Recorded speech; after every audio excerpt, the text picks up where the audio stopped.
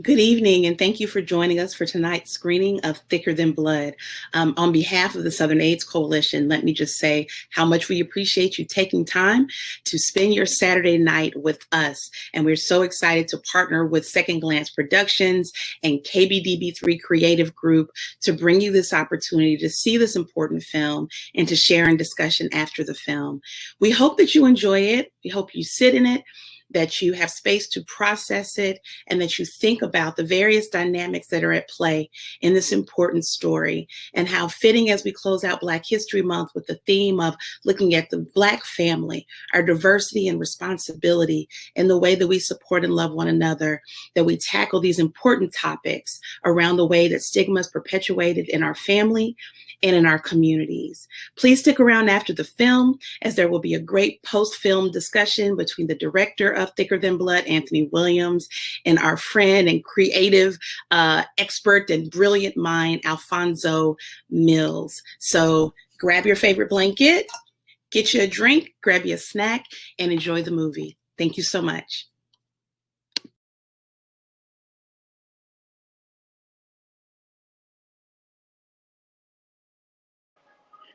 Good evening, everybody. Good evening, and thank you all so much for joining us tonight for this viewing of the amazing film. Let's call it what it is: the amazing film, Thicker Than Blood, written, directed, and produced by the amazing Anthony Williams. Thank you so much for coming on with us tonight as well. Yeah, thank y'all for taking the time out of a Saturday to watch it. I really appreciate it. And thank you, Alfonso. So nice to meet you. The pleasure is mine, Anthony. The pleasure is mine, truly, especially after witnessing the art that you have made.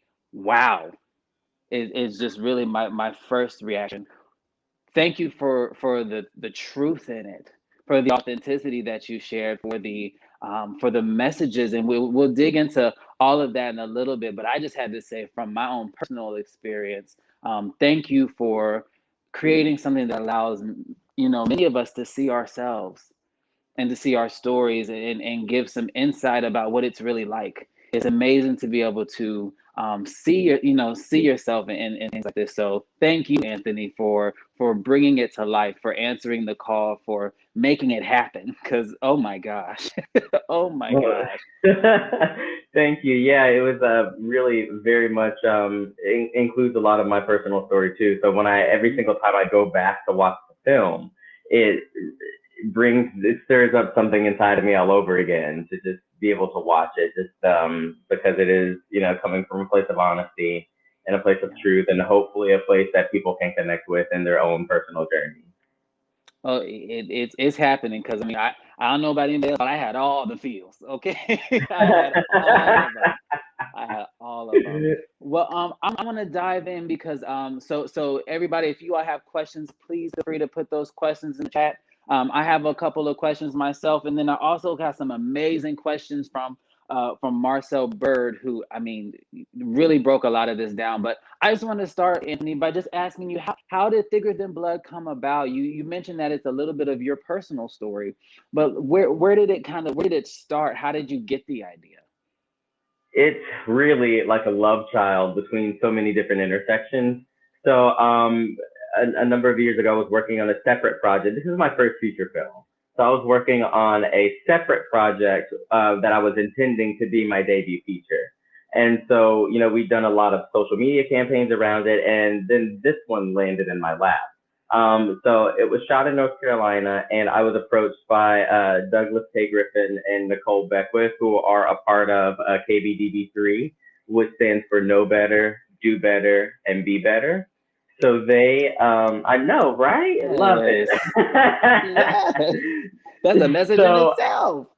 I know. And so they were at the end of kind of a grant program that was going on for 4 years in North Carolina, and they really kind of wanted a staple to kind of end that grant program. So we'd worked on a couple projects before in the past, and they approached me saying, this is kind of what we want to do. And I was like, well, it sounds like y'all should do this in a movie. And so I talked them into kind of like doing a movie. So they presented the issues that they wanted to, talk about. And then I really just formed a story based around those issues, created characters, formed a story, and then took it back to them and was kind of like, so what do y'all think? And then everything just really kind of picked up from there. Wow. Wow. Yeah. Okay. Well, that leads me right into definitely some of these characters because let me just start by saying Selena is already my sis. I love her I know. down. She is everything. She is everything. The level of support, in the just the love.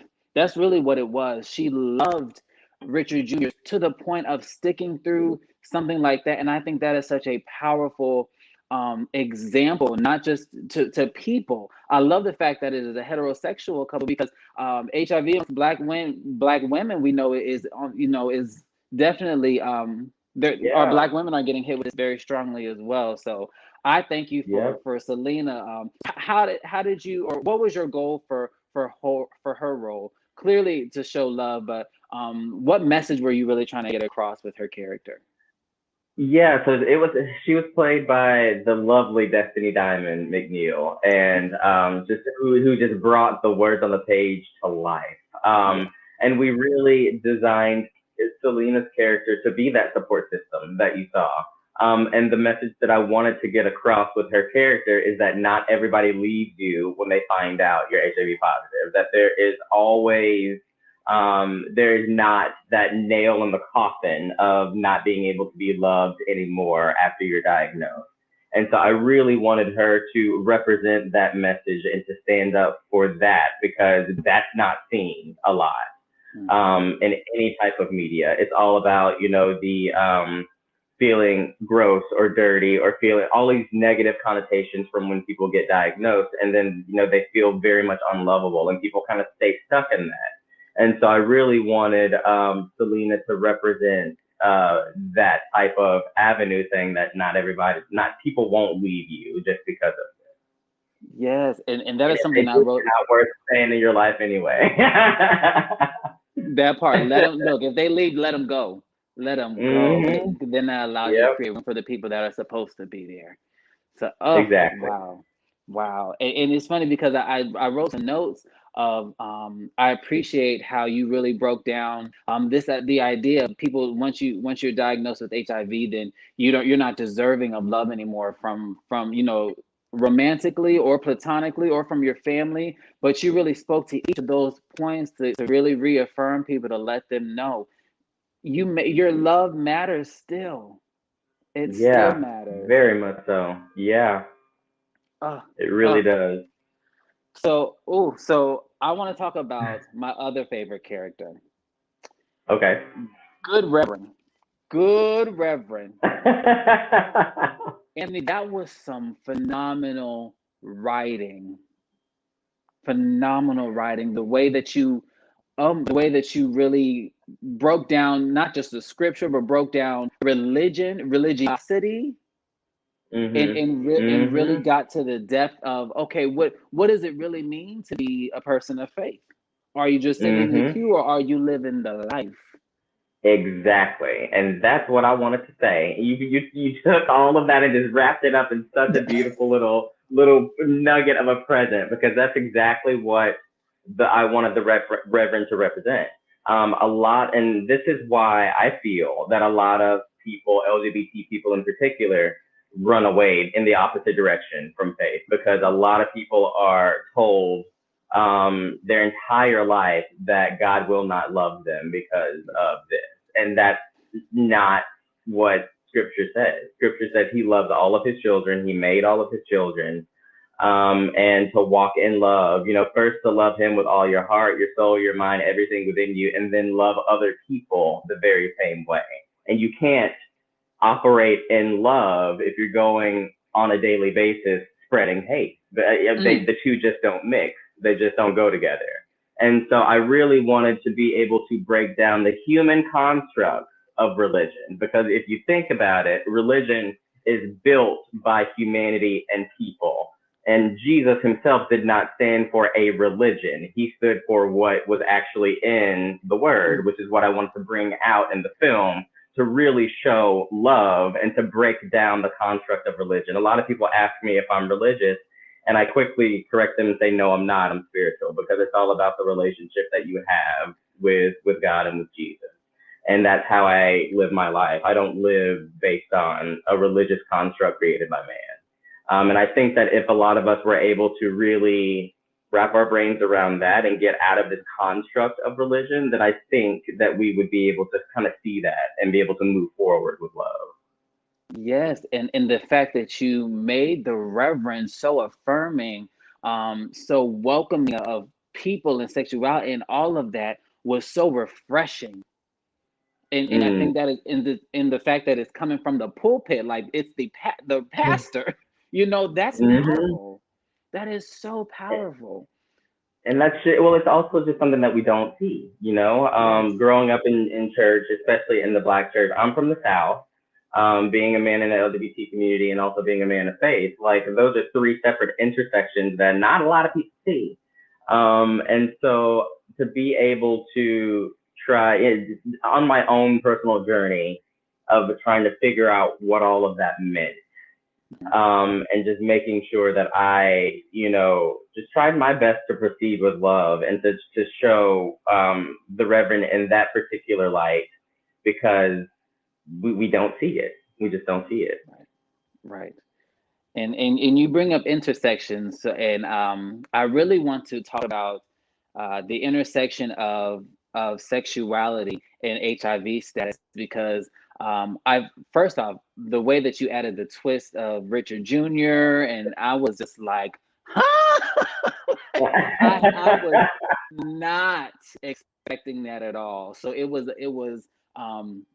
definitely one of those moments that had me sitting in the chair like, okay, I see what's going on here.